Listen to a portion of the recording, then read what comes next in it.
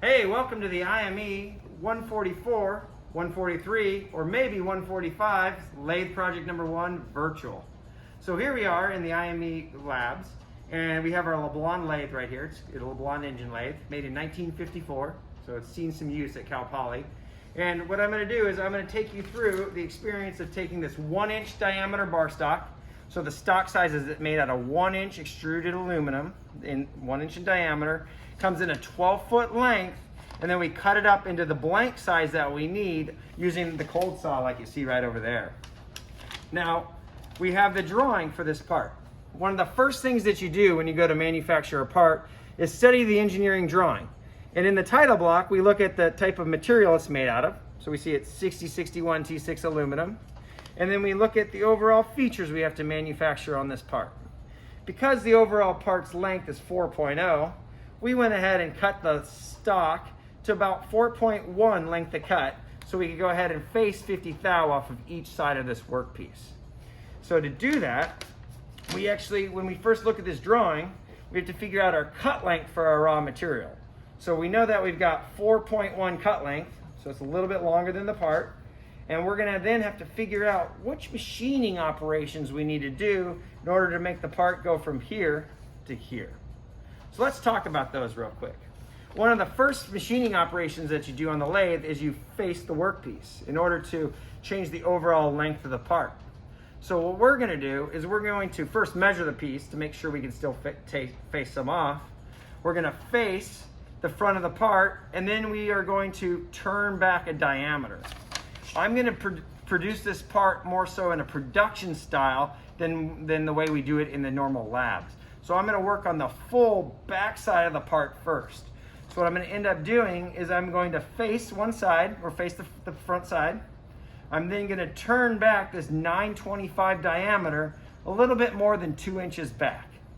And I'll go ahead then and put the chamfer on it, center drill, and tap the hole on it. That way, I haven't taken the workpiece out of the chuck to go on to another operation, and everything's going to be related or concentric to the actual first holding there. If you start taking your workpiece in and out of the chuck to check it out or measure it, you're not going to be as concentric when you put it back in these old 1954 LeBlanc lathes with their 3-jaw chucks. So, once we finish off that side of the part, we're going to flip it around and we're going to hold it by that 925 diameter. And we're going to cut back this 625 diameter, and then we're going to go ahead and cut this 493 diameter in the part.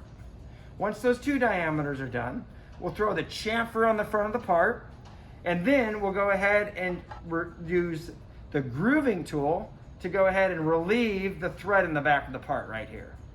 Last but not least, we'll use a threading die to go ahead and put this 1/2-13 thread on the part. So here we go. Put my print up here. And my first step is really to take my dial caliper, double check that the dial caliper is zeroed out when it's fully closed.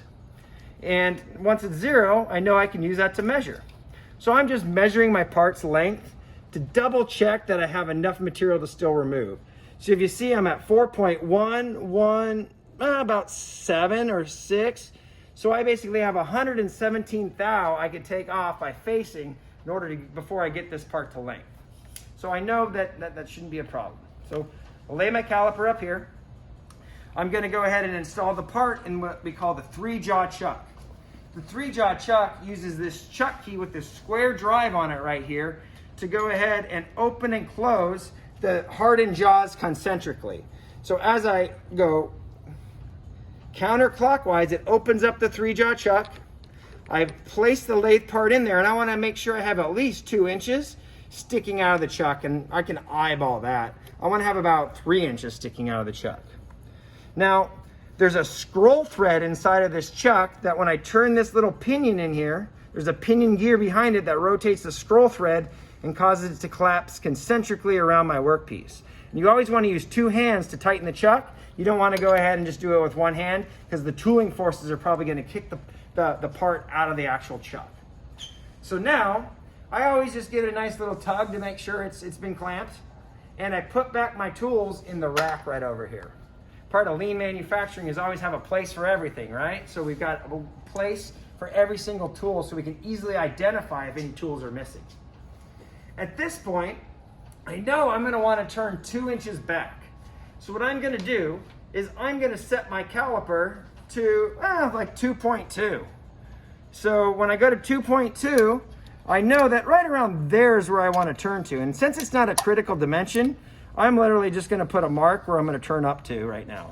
Because that's not a measured dimension on the part. It's just basically where I'm going to turn that 925 diameter back to once I get to that point. So I put my tool back, put my caliper back. Now, at this point, I'm ready to go ahead and install my tool onto my tool post. Remember, the tool post sits on the compound slide, which sits on the cross slide. This compound slide is used for turning tapers or angles, and this cross slide allows me to adjust radially my depth of my tool. And then there's another hand wheel over here on the carriage that allows me to move axially up and down the length of my part. So we have the axial direction and we have the radial direction right here on the lathe. Now, at this point, we have a single point cutting tool that you'll see. These are actually the newest addition this year. They have a positive rake surface on them and they're indexable inserts. Before this year, Cal Poly students have used basically brazed carbide inserts since these lathes are brand new in 1954. So this is a big thing and big step that we have this tool that we can use for both turning and facing here. But the way it works, this is known as a dovetail in design. So it's kind of a reverse chamfer, and that's what this feature is called. They use dovetail cutters to cut these reverse chamfers. But when I slide this dovetail cutter down on here, you're going to see this is a left-handed thread, which means it tightens by going lefty or righty, not righty-tighty, lefty-loosey. It's the opposite of that. So I grab my Allen key right here, and I actually pull back towards me to tighten the tool on here because it's a left-handed thread. That clamps this in here, and now our tool is on center line for our cut right here. So you want to be right on the center line axis with the tip of your tool on a lathe. So I can kind of pull that away. So we're up and down height-wise. If I had to adjust heights, I could loosen this, and there's a little set screw right there that adjusts the overall seated position for this tool to adjust the height. But right now, I think we're good. So once we've got our tool installed, I'm going to go ahead and come around here and set up my lathe in order to be ready to cut. Because we're running an aluminum, we could actually run, like if we did a true feed and speed calculation, we could be running upwards of like 2,000 to 3,000 RPM. But back in the day, when this LeBlanc lathe was made, they didn't have the carbide technology that we have today. So they basically, it's fully geared, it's manually geared. So you'll see we really can only pick between these different speeds and feeds, these 12 different speeds right here. So it's got a low, a medium, and a high gear, red, white, and blue. So I'm gonna put it in high gear. I'm gonna go ahead, I'm gonna run right now 625, because of noise. So I can always run slower, but somebody else is gonna beat me in the cost on my parts if I run too slow. Because you gotta run within that recommended surface speed. So realize we're not running the recommended surface speed today, which then is how you calculate the RPM. We're just setting it at 625 for this video. Now, when I go to face, I have to pick basically a direction. So I've got forward or I've got reverse. Reverse goes this direction, then backs out for facing. Forward goes this direction, then backs out for turning. So if my first step is going to be facing, I'm going to put it in reverse, and I keep it in this fine gear right here, because fine relates to the actual feed rate down on this chart right here. So up here I set the speed, down here I set the feed rate. The feed rate is the chip load. So if you look at these really small numbers down here, like 0.0065, 0.0042, 0.004, those are your chip loads. So for right now, I'm gonna run a 4 thou chip load on this facing pass. So I move the arm to the 4, and I gotta make sure I'm in B. I'm in fine gear because of up here, so I'm not up here for coarse. Coarse is more for threading, but fine is for turning. So when I select fine gear up here, and then I come down here to B, you're gonna see I'm in B4, therefore, find, this is the feed rate I'm running, 4th inch per revolution. That's how the chip loads work. So there's this lead screw on the lathe right here. In fact, if I was to go ahead and turn on the lathe real quick, you're going to see this screw down here is rotating.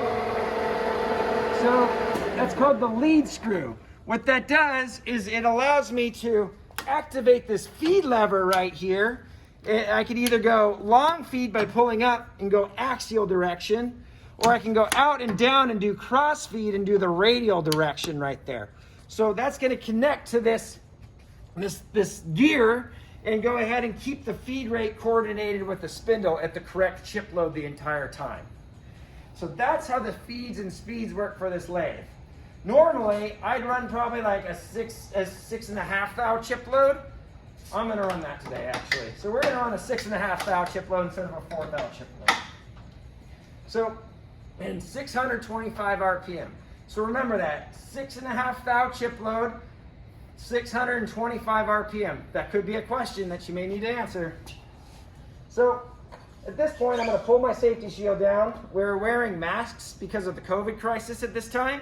So we have safety shields instead of safety glasses because the safety glasses fog up way too much. Hence why we're wearing masks. So I'm going to pull this down. And what I want to do before I actually start cutting, I'm going to bring this back up, is I need to go ahead and determine my depth of cut right here. So I know I can't take more than the 117 thou off, but I want to go ahead and take probably like 30 thou off just to go ahead and make the surface nice and shiny, nice machine surface, and kind of qualify that first machine surface to base everything else off of. So to do that, I like to bring the tool up and over, and I barely touch the tool off on the front of the part right there.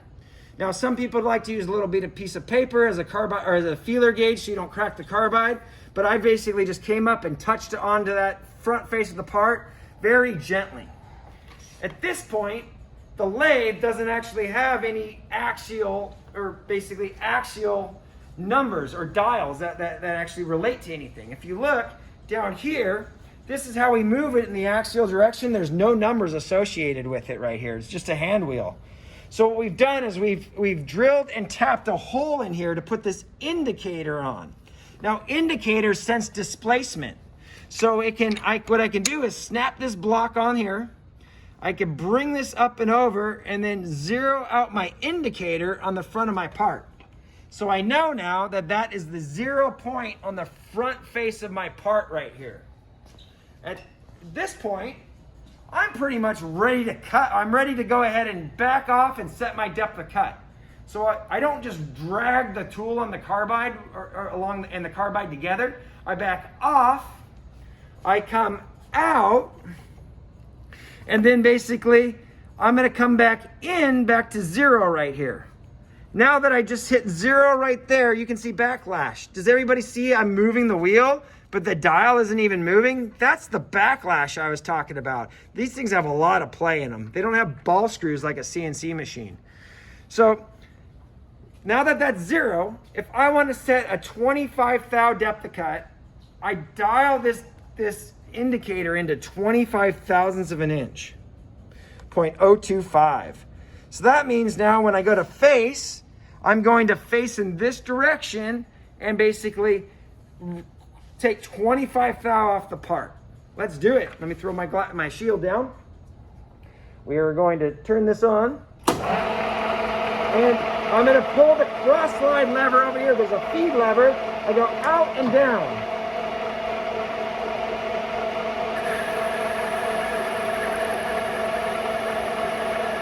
When I get slightly past center, I'm going to go ahead and stop feeding, and I'm going to pull up on the feed lever to automatically back out. And then turn off the lathe and back the tool out. So what that was a face pass that machined this front surface. So we went from saw cut stock to nice machine surface like you see right there. Ultimately changing the length of the part like you see. So at this point, I'd call that surface good. We're good. We now got to work on turning back at least 2 inches, and I have a mark that we marked for that. So to do that, I now need to focus on zeroing out my cross slide dial right here. So we've got to zero out this cross slide. So what I'm going to do is, before I forget, I'm going to take this block off the lathe because I'll end up forgetting it and it'll pop off while machining. So I'm going to just put that right back up here. And I'm going to I'm going to come over the part like you see right here. So I'm going to touch the part with the side of the tool. So we're going to zero out the tip of the tool on the outside diameter of the part. To do that, I drive it in forward, but I don't actually touch the part. I set the cross slide to 0 while driving clockwise only.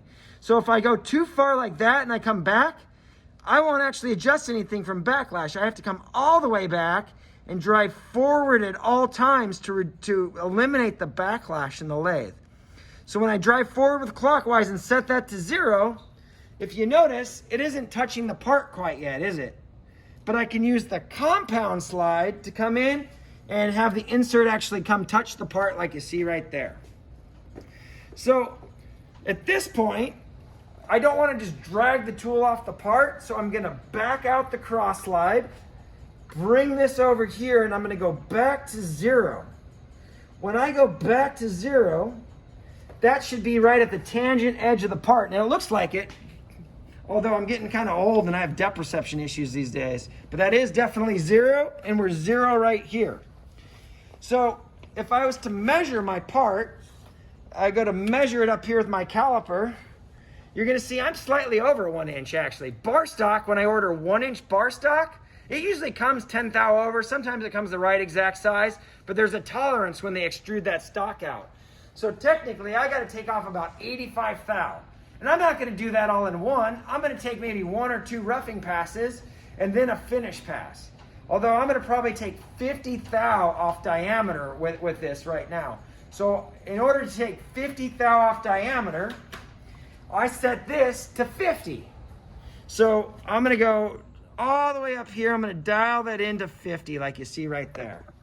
So remember, the cross slide dial reads exactly what you're taking off the diameter. It only moves half the distance. So at this point, the only other thing I've got to do is set the auto feed to forward instead of reverse. So around here on the front of the lathe, remember we're in reverse, we're going to go in here and we're going to set it to forward. Right there. It's kind of confusing because the knob is opposite. It's actually a little arrow underneath right there. So now that we're in forward, I'm ready to take a cut. I'm going to flip my safety shield down. We're going to turn on the lathe. And I'm now going to long feed down the part.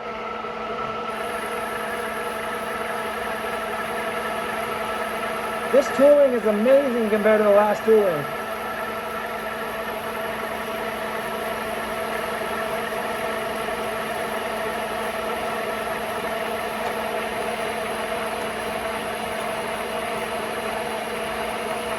When I get close to the end of the cut, I have my hand on the feed lever at all times, and I'm going to go ahead and stop the feeding. So I stop feeding and I back out. That's what auto feed does, and I turn off the machine. So I've now turned that diameter. I'm going to go ahead and measure it, and if you look, it took off a little bit more than I thought, but not good. We're at 0.955.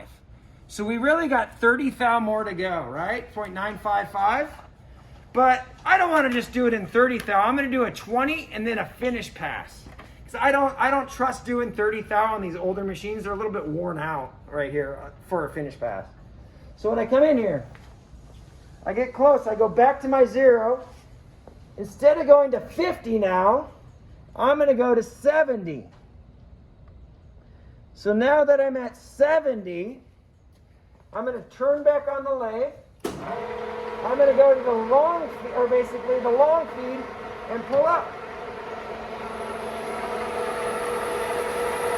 That's leaving a big chip. You can see that. Hopefully it doesn't grab the iPhone.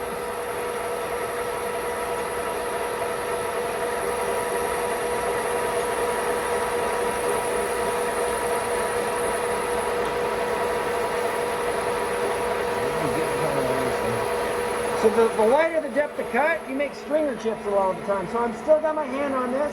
When I get to the end, I go back to neutral, out and down, and it backs off the part. then I'll turn it off real quick. So we never touch chips, right? That was in the safety rules. So we have this chip brush to go ahead and brush off the chips back down into the bed.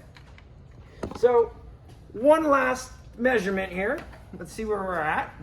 So when I go to measure this, so we're at 0.930. So we're technically in tolerance, aren't we? Well, I could sell this part right now, or I could do one more pass. I'm gonna sell the part the way it is. So technically, why waste your time and go down to the exact number if I'm within tolerance? I'm actually a thou under. You wanna show that real quick, Kyle? Actually, I'm like right there. So we're gonna call that good. I could take another pass if I wanted to, but I think that's good enough for what we're doing here. So in order to finish out this side, we are gonna put in a chamfer tool to chamfer the outside edge. Now, you could move the compound to 45 degrees and do a 45-degree cut if you needed an exact 45-degree angle. But do chamfers really need to be plus or minus a half a degree? Probably not. Usually a chamfer is designed for an edge break on a part, right? So we're going to take this 45-degree tool here. It's a neutral tool I can cut on both sides. That's what we mean by neutral tools. You can cut both ways. And I'm going to put that into the tool holder by simply opening up the tool holder, putting that one back, and putting the chamfer tool in the tool holder. Now, if the height's not correct, you can adjust this little height gauge right here, or this set screw to adjust the center height. But all tools always need to be on center on the lathe here. So when I move it in, I come right over here. You want to line up the chamfer tool so you're right in the middle of that edge. Does everybody see that? You don't want to run out of travel when you go to drive it in.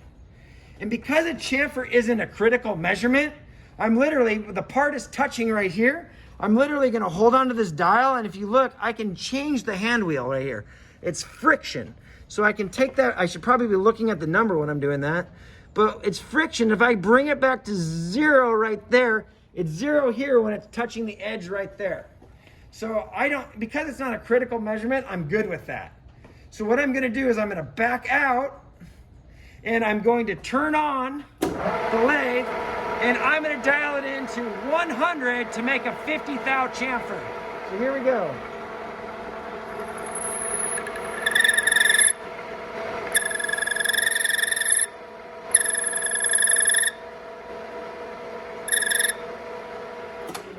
So what I did there is I dialed it into 100 on diameter. The reason is when we have a chamfer like you see right here, we've got 2 by 50 thou by 45. So there's 50 thou on this radius and 50 thou on that radius. So 50 plus 50 is 100. So we dialed 100 onto this cross slide because the tool only moves 50 at that point, 50 thou. So we've almost got the back of this part done. The only thing we got left is to go ahead and drill it. Let's do this. So moving over here, we've got this hex key, like we got the Allen wrench. We're going to loosen this up. And because we're moving on to drilling, let me put my drawing back and my tools. But because we're moving on to drilling, I'm going to get the tool post out of the way along with the compound. And I'm just going to kind of move it over here. Be careful though, nothing stops this from crashing, but I just kind of got it out of the way so I can go ahead and move my tailstock. This is known as the tailstock. Remember, the lathe is like a horse. We got the head, the saddle, and the tail, just like a horse, right? But this tailstock, if I move this up and out of the way, the carriage, allows me to basically slide back and forth. It wasn't lubed very well, but I can slide it back and forth, and then I can lock it out with this wrench right here. There's a nut or a hex nut over here that I literally just quarter turn out to loosen it, tighten it a quarter turn, and it's good.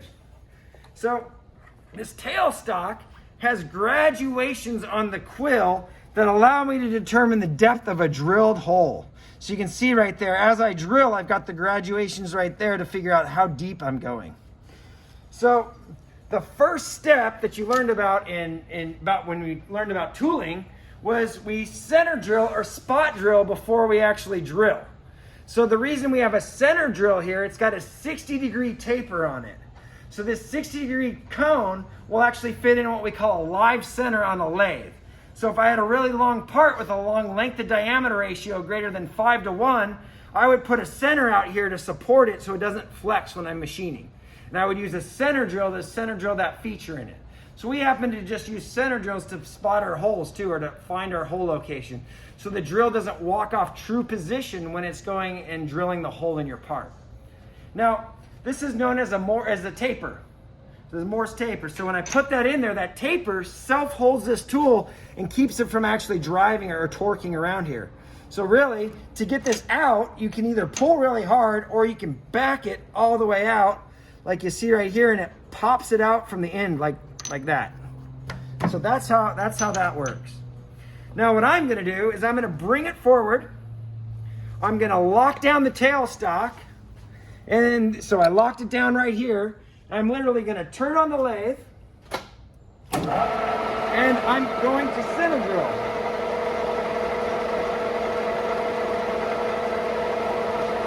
So you peck at it. You don't go just driving the drill in. And you want to bring it up to right about where the cone ends, or the taper.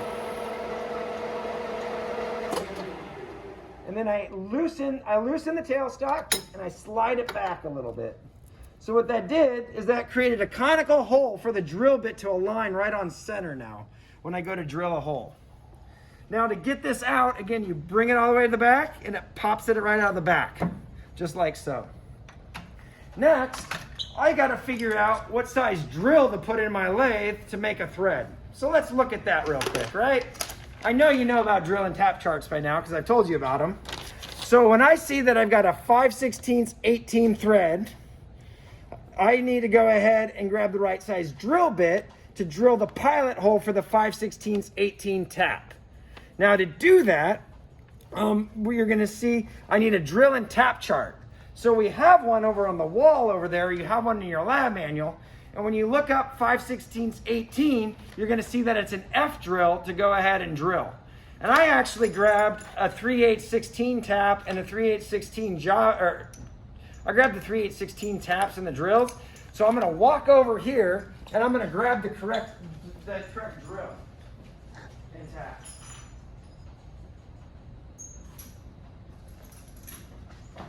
I need the drill too.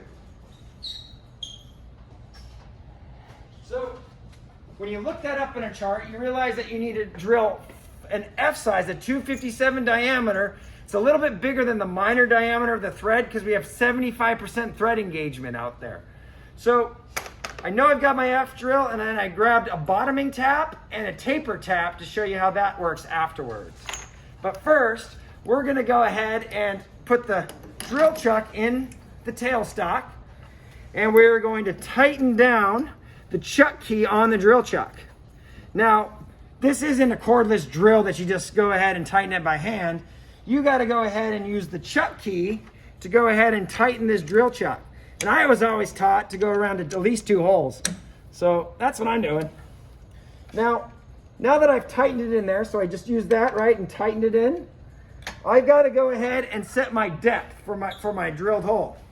So I like to make 1 0, and I lock this down. So I'm going to call 1 0. And what I've got to do is I got to get the tip of the drill bit right here on the front face of the part. The problem is there's a hole in the thing, so I can't just line it up without a piece of paper. So I bring my paper in, I tap on it, it's right there, there it is, lock it down like you saw right there, right? So literally, there it is in the front of the part. It's zeroed out at 1 inch. When I look at my engineering drawing, it says the thread's got to go 3/4 deep. Well, geez, you can't drill and tap down to the same depth. So I gave you a little note right here. We're going to drill 1 inch deep for that 5/16 18 tap, because you can never have a hole and threads go to the bottom of a blind hole. It's impossible. You can't do it. Larson will tell you about that too, guaranteed. So at this point, I'm ready to flip my helmet down and turn on the lathe. And I'm going to loosen this because I have it locked down, so I just loosen that.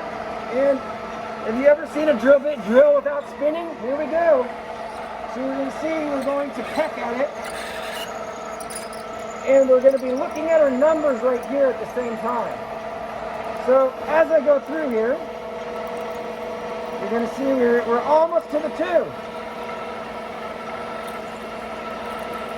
Almost there. I don't see it yet. Oh, it's almost there. There it is. So we got the 2, and we're going to back out now. At that point, I turn off my lathe, and I'm going to back my tailstock. Then I'm going to take my drill out, put my drill back, and I'm going to keep this out for the next operation. The next operation now is going to be a tap. We're going to make that 5/16 18 thread using a taper tap to start it. Then we're going to finish it out with our bottoming tap like you see right here. Now, I could just start the tap like this and thread the holes in there crooked. That wouldn't probably be good. So what we use is we use this little center punch, right? Or this, it's actually a tap guide, that's what it's called. And I put the tap guide in the spindle right there. That's going to ensure that I line everything up because the back of your tap handle has a hole for the tap guide to line up like that. Now, this is where freshmen sometimes have a hard time. There's a round and a square. If you look right here, we have a square right there. So the square goes into the square. My daughter's getting that figured out here. So, but that's what we do, squares into squares. Now, at this point, we're gonna back this out and we bring this forward, and all the tailstock is there to do is to keep us in line. So that's spring loaded, you see that? I can actually push on it, and the lathe is actually spinning right here. We do not power tap it at Cal Poly.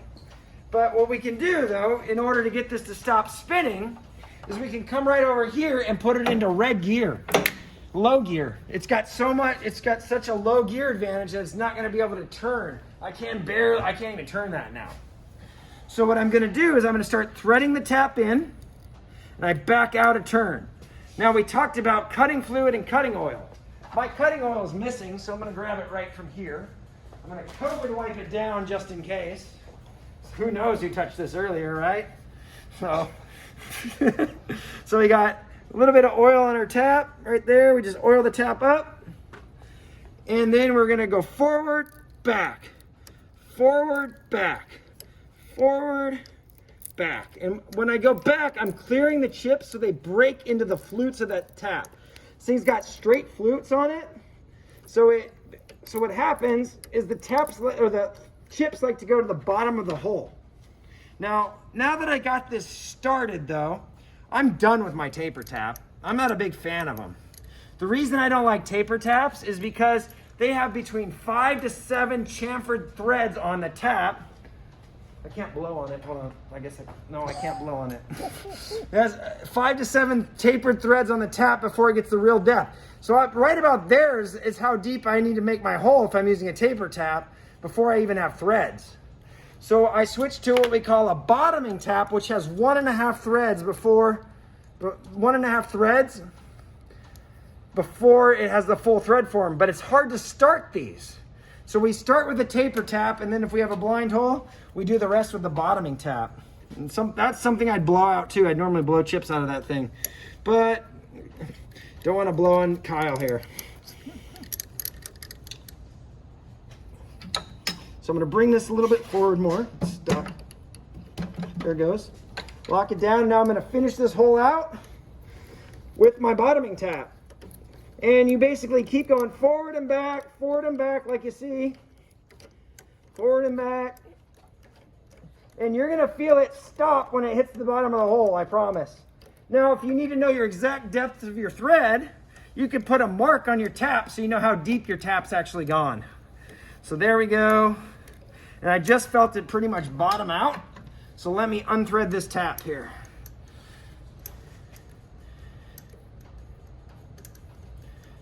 And we have literally made the first half of the part, the first side right here now. So I'm going to take it out of the chuck. So I'm going to grab my chuck key. I know it's got a lot of chips on it right there, but they all fall out of the hole. Throw them out of the hole. But you can see now we have our 5/16 18 thread, and we have our 930 diameter, it's within tolerance, and our chamfer on the part. So we are pretty much ready to go. Now, one thing I like to do is I like to deburr my holes after tapping. So I grab this hole deburring tool. So you're gonna see, if you can see there, whoops, there's slightly some raised up edges on that. I can literally just take this tool, go roundy round with it, and it chamfers the beginning of the thread so I can go ahead and start my thread. Now this side's done. At this point, we're ready to put the bigger side in the lathe here. And what I want to do is I'm going to go to blue gear so I can spin this. And I want to still be able to measure my part to get it down to the correct length. So I want to still be able to measure my part in here and do that. So I'm going to stick it in right around there. Does that make sense? So we're gonna, let me go to get the chuck key up. So I'm gonna stick it in right around there. We're not doing a lot of heavy duty cutting, so I usually figure 3 protrusions and we're good on this lathe, on this LeBlanc. At this point, I'm just gonna double check I can still get my caliper back there and measure. If you look, I got right here, I've got basically 4.088, right? So I gotta take about 88 thou off this thing. That's going to be my next step. So I've fully completed the part on this side of it. So I went a little bit past it, right? So now I'm holding it here. I'm going to face it to length. I'm going to turn the 625 diameter down and then the 493 diameter down. So let's go and face this thing to length. To do that, I have to come over here to the settings on the LeBlanc and change it from forward gear to reverse gear. So what I'm going to do there is simply change it to reverse because I'm going to be facing. And I'm going to keep that same feed rate. I'm going to bring the carriage back out. Use my chip brush to get rid of any chips I have for right now. Then I'm going to need my stop block on the axes. I'm going to slide that there. Slide in my turning and facing tool. Lock it down. At this point, I'm going to come zero this tool out on the front face of the part. Same thing we did last time. And I'm going to zero out my stop block on the front of that part. So we're 0. I got to get this thing to 80, but I'm not going to do that all at once. So I'm going to back out, off, in. I'm going to take 40. I'm going to take a 40 and maybe a 30 and then a 10. So when I turn it on, I go out and down with my cross feed.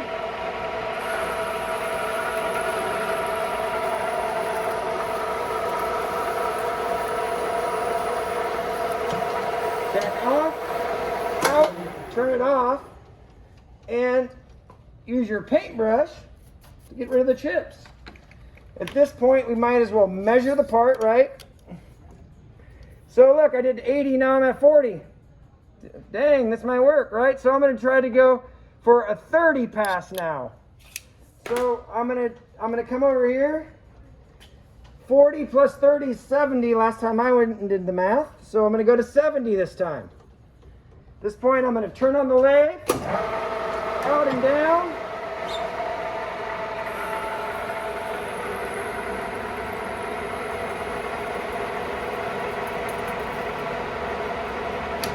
Out, off, back out. Let's measure it, and I probably am going to take a 10 thou finish pass right here. We'll see. So these things are still pretty accurate after 70 some years, huh? Yeah, look at that, 11 thou off. So I'm going to try to dial 11 thou from 70. That's 81. So I'm going to come back over here. Ooh, I went past. So check this out. I went past 80. I went to 90. Look at that. I'm moving it. It's not even moving. So I'm going to go all the way back and drive it forward to 81. At this point, so we got the 81 right there. At this point, we're going to turn it back on, face off, and there's your 11th thou cut.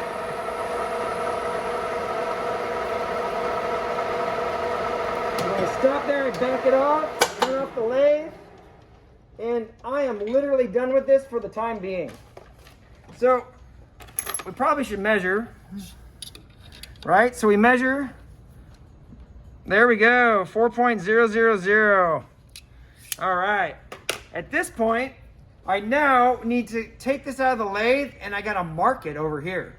So the reason is, whoever designed this, oh, that was me, I did that on purpose, went ahead and pulled this 2-inch measurement from this back datum surface. And this 2 inch has 2 decimal places, so it's plus or minus 10 thou. So for the time, we're going to scribe a line on our part 2 inches from the back datum surface using a surface plate. And then we're going to turn up to that line. So I'm literally going to take the part out of the chuck real quick. And we're going to head over to the surface plate in the lab right over here. What this is a granite surface plate. It's been lapped to be flat within the certain tolerance of the plate. It's into the millions though. It's very flat. So this simulates a datum. Remember, datums aren't real. They're simulated by surface plates, machine tables like the Haas table over here, or even like the spindle on the blonde lathe if we had to set up a center. So when I look at my drawing, which I have right here, I've got to go ahead and mark 2 inches from that back surface right there. So to do that, I'm going to use this height gauge. It's a vernier scale height gauge. So you're going to see when it reads 0 right there, the height is 0 on the datum surface. So this carbide scribe is in relationship to that datum surface there. And let me wipe it down because I didn't wipe that down before and after today. It's something I've got to do, right? So there we go. At this point, I'm going to set the scale, I have to pick it up, to 2 inches. And if you don't know how to adjust it well, you can lock this one. This is a fine adjustment right here. So I'm going the wrong way with my fine adjustment. But I would say right there we have the 0 line up with the 2 inches, then I can lock it down. So that's a nice little fine adjustment scale. At this point, I'm going to scribe right here, but I need to go ahead and make like a little bit more contrast. They have something called dicum or layout fluid that you normally do with this, except students keep spilling it on the floor of my lab. So what I do is I replace the dicum with a marker here. So we're going to mark the part instead of using dicum. I learned the hard way like 5 times. It's basically like Indian ink. It's permanent. It's bad. So at this point, you're going to see we marked our part. And now we're going to take this scribe, and it's very important you move only the inspection equipment. You don't move the part on the surface plate. People will get mad at you for that.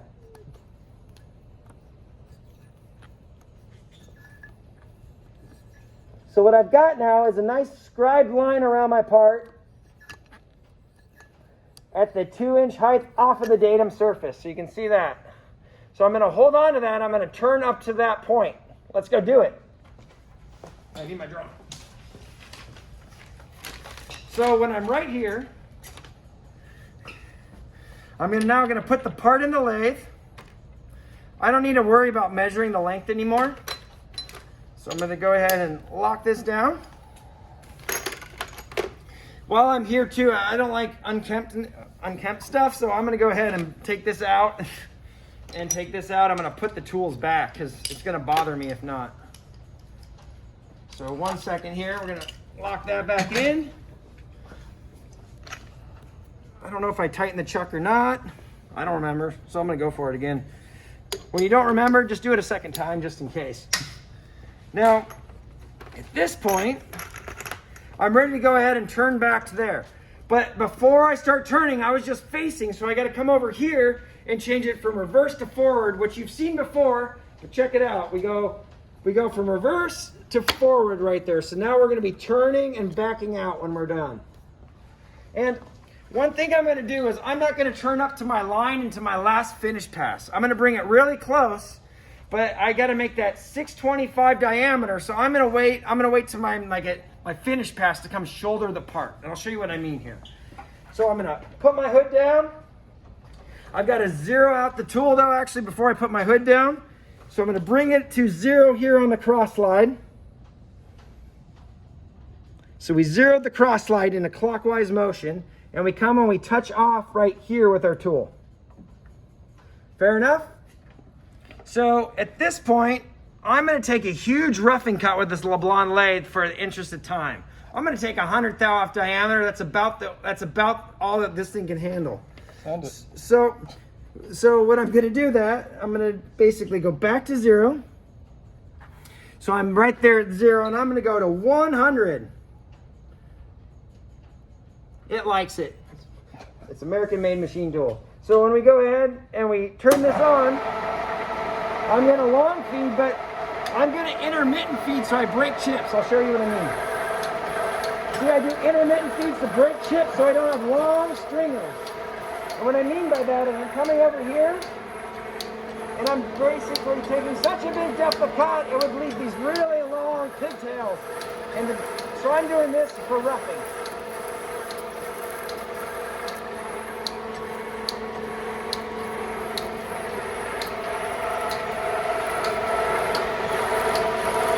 We don't care about the surface finish till the final cut. Remember that. Surface finish is only on your finishing cut.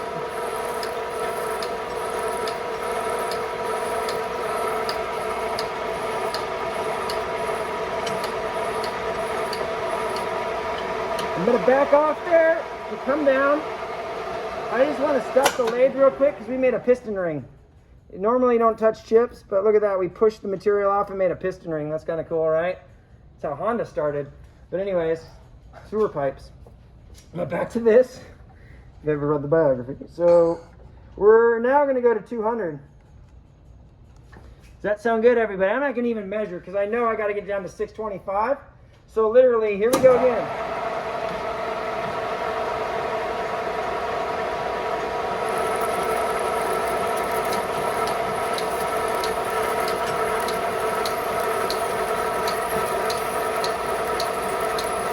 So when this happens like this, it's good practice to stop, back out, brush it off, and come back.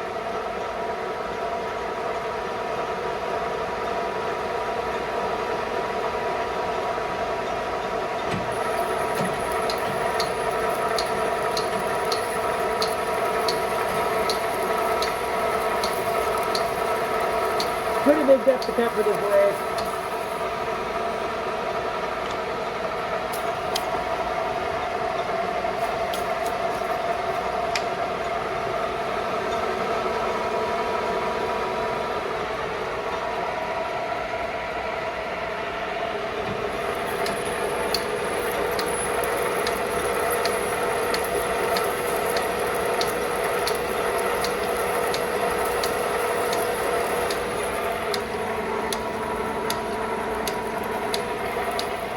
Still see my line. So I'm going to brush the chips off and take one more 100th pass, then we'll look at it after that. So moving here.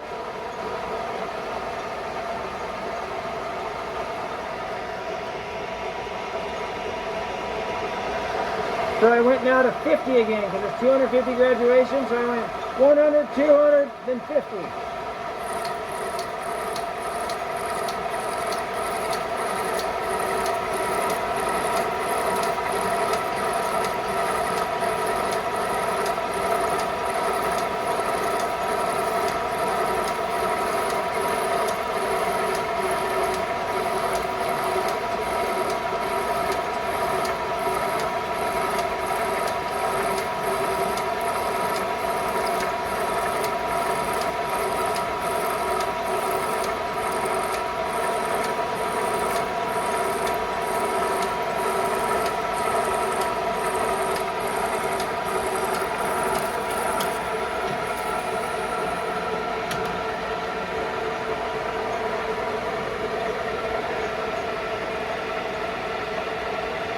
That's where we were before. I think it's a good idea to stop at this point and just take a measurement.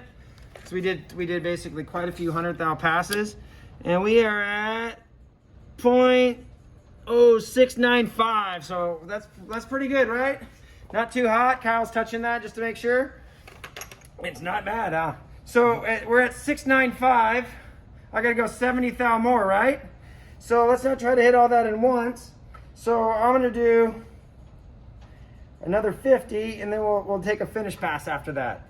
And if you look, I can kind of still see my line. I might have just messed it up. I might have to go back and remark it, but that's not going to be a problem. I'm going to do that on my finish pass. So let's cut this one real quick. Move it over here.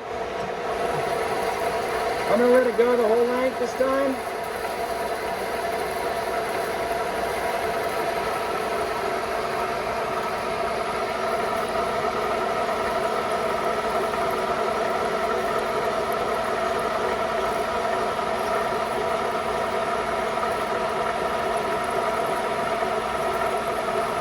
before the end, I'm going to go ahead and shut it down, solder it out real quick.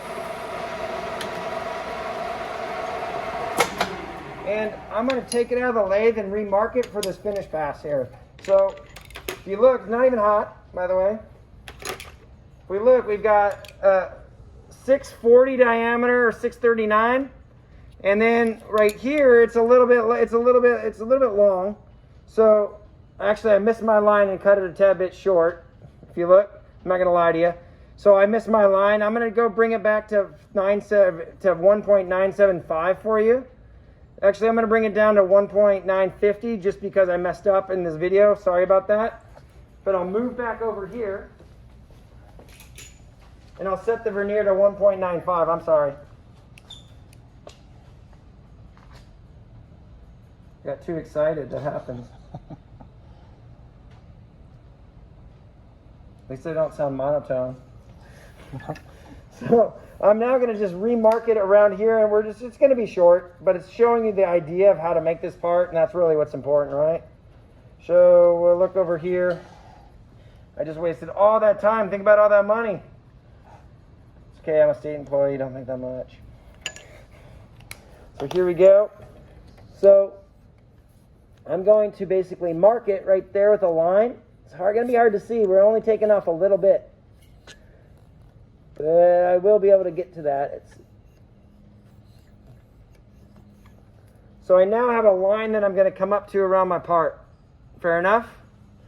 So I'm going to grab my caliper, come right back over here. What's a couple fellow amongst friends, you know? No, not much. So when we're right here, hold on. So we're at the 640. I think I already measured that, huh? So we got to go down 15 thou. So to do that,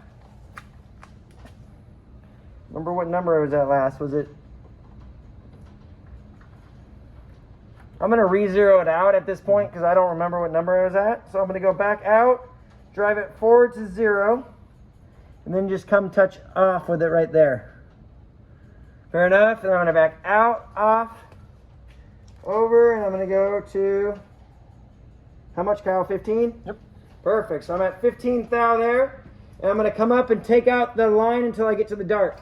So to do that, you can see it's not as concentric. You can see that wobbling right there because I took it out. I didn't put it back in the same position. I'm not too worried.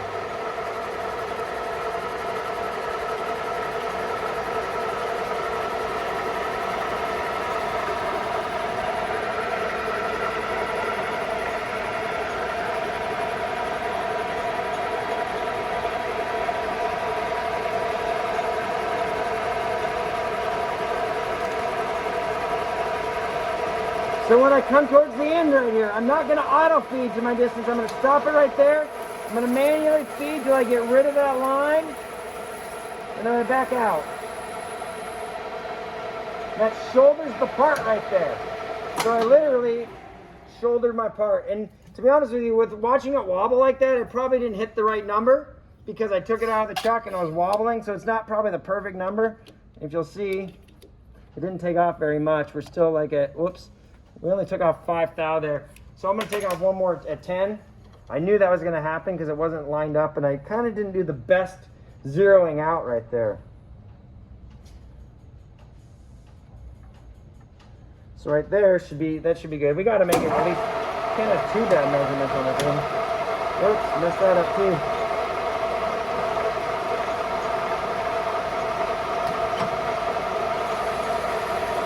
This will be it now, I think. On your finish passes, you don't interrupt the feed rate because you'll see a line on the part.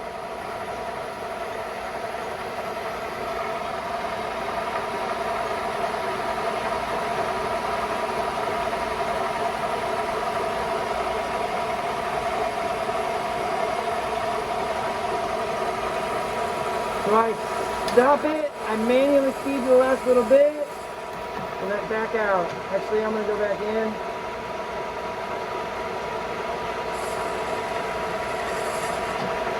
There we go. Cool. So we use our chip brush, brush those chips down.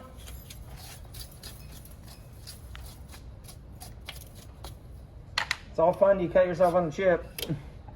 So looking at it, can you grab that, Kyle? We're at 23, we're good, right? 623? Yep. Perfect. So at this point, we're gonna go to the next method for turning even more advanced. We're gonna do this 493 diameter, which is the major diameter of a half 13 thread.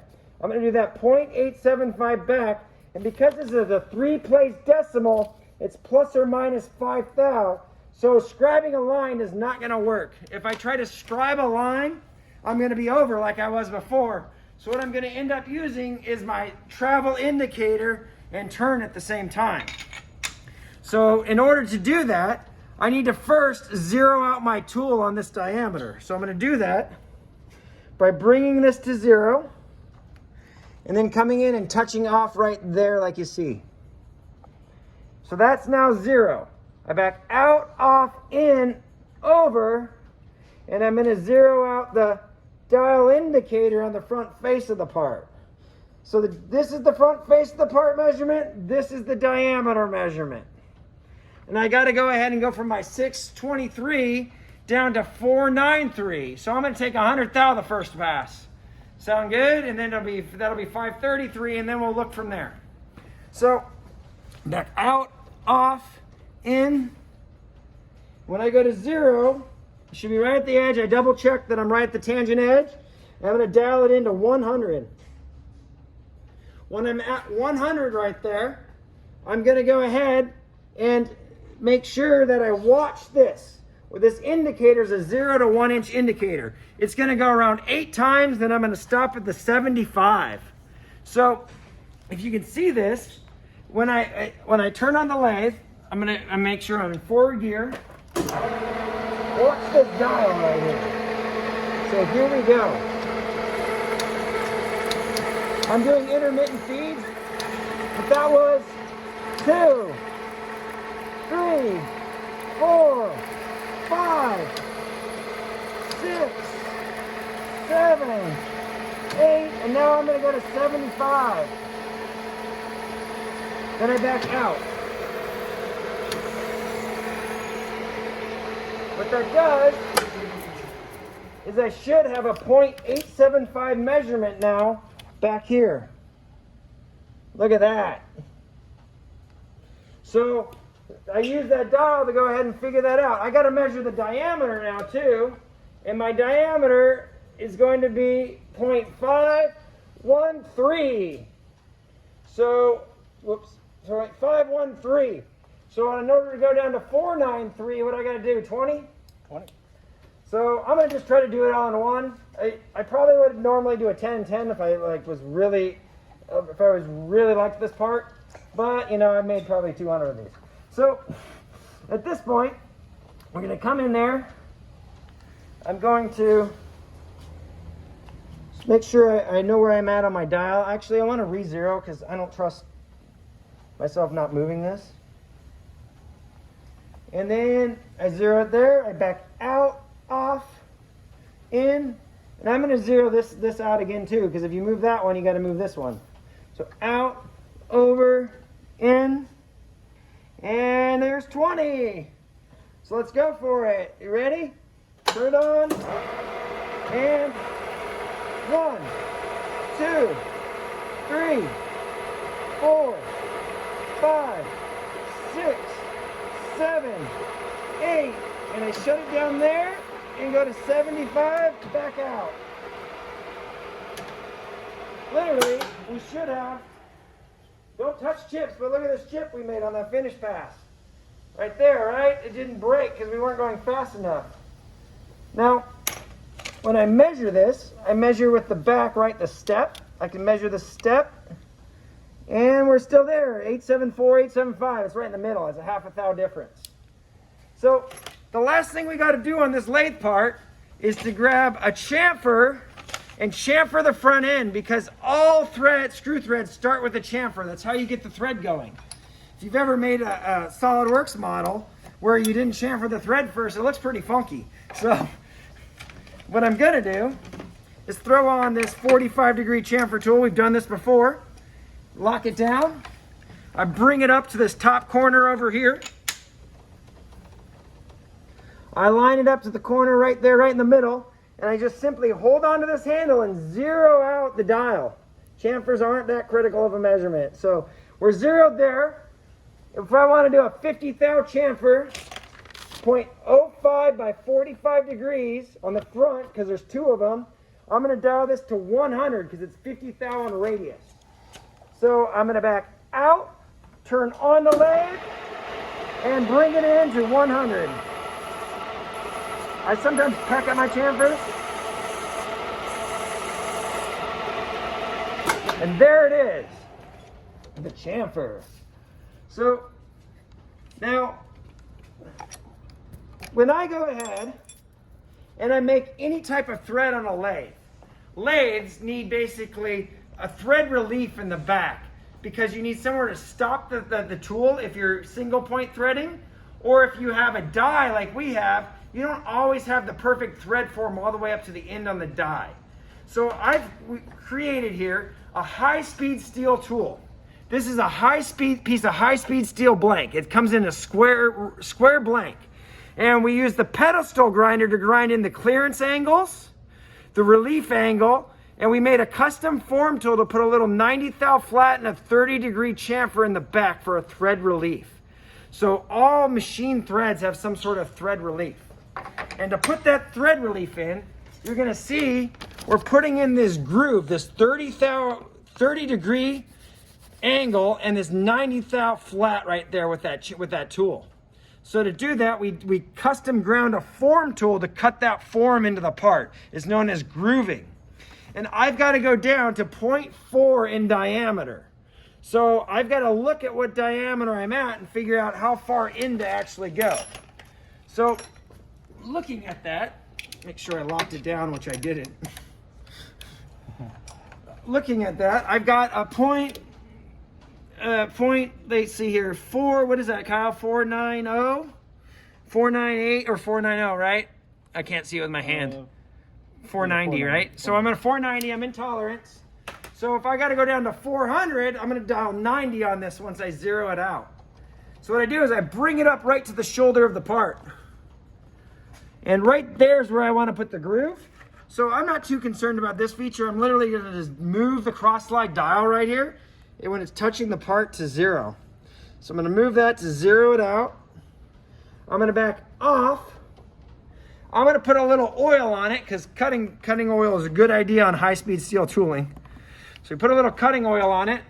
We're going to turn on the lathe. And because it's high-speed steel tooling, I'm going to go to 436 RPM over here. So I decided because it's high-speed steel runs a slower surface speed to make my tools last longer, keep the heat down, I'm going to just run a little bit slower. So when I turn on the lathe, I'm going to come in and I'm going to peck.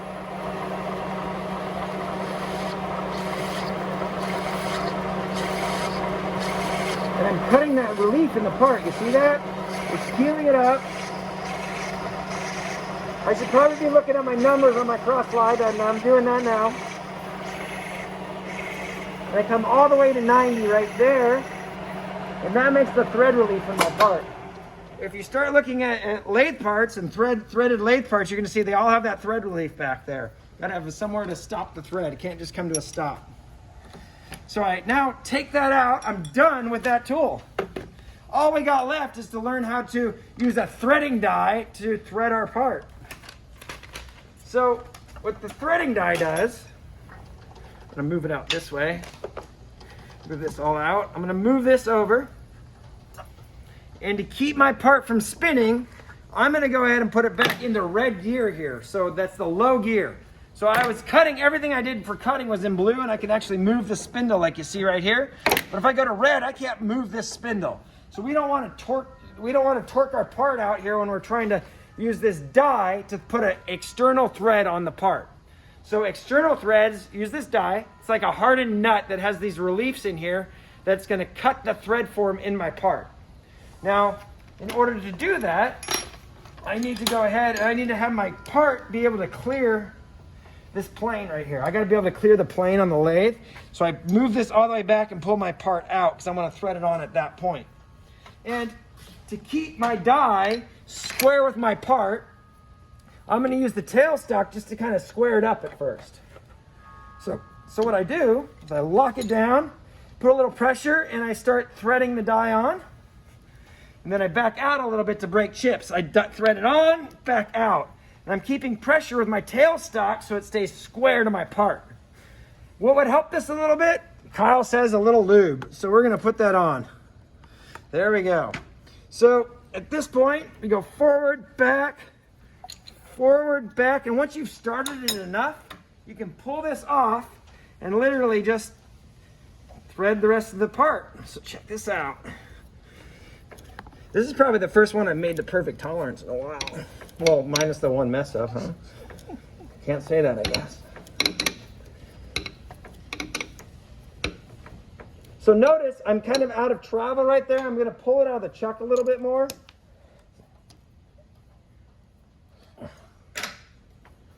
Forward, back. Sorry for hitting the gimbal.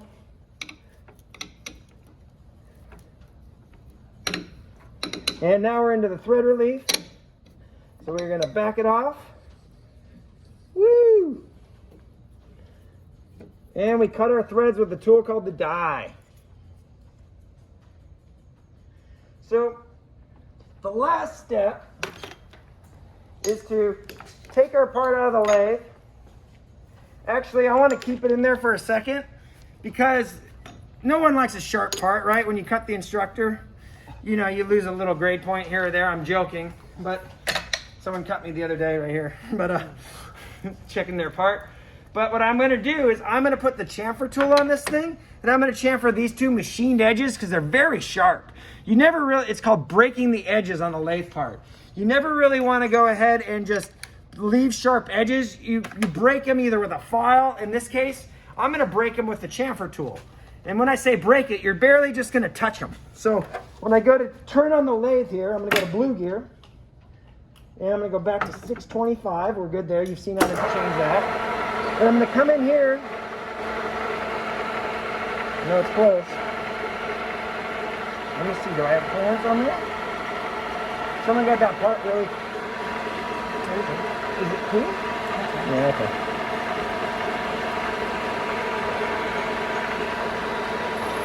There it is.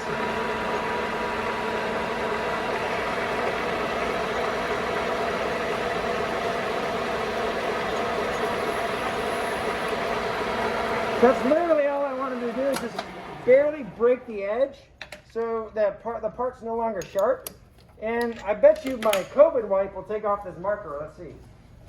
If not, we use the rubbing alcohol in the lab. The IPA, no, IPA it is.